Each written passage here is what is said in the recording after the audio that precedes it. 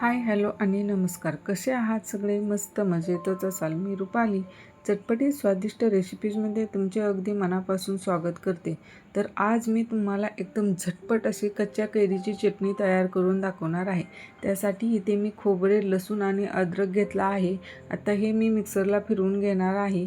खोबऱ्याऐवजी तुम्ही इथे ओला नारळही घेऊ शकता. तर इथे मी 3 हिरवी मिरची घेतली आहे आणि 2 सुकी मिरची घेतली आहे. ती मिक्सरमध्ये घालून घेऊया.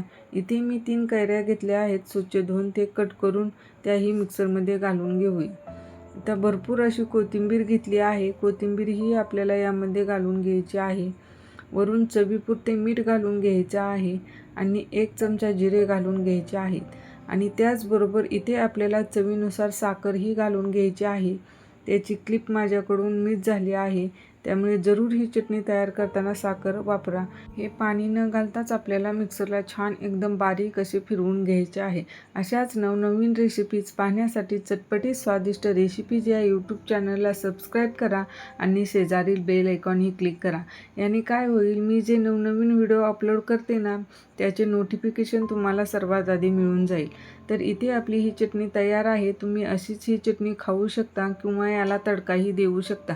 तर आता इथे मी तडका पॅनमध्ये तेल गरम करून घेतले आहे. त्यामध्ये मोहरी आणि जिरे छान तडतडले की हा तडका आपल्याला या चटणीवरती घालून घ्यायचा आहे.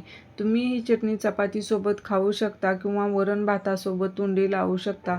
चवीला एकदम आंबट, गोड आणि तिखट या तिन्ही प्रकारची चव या चटणीला येते. त्यामुळे एकदम अप्रतिम ही चटणी लागते.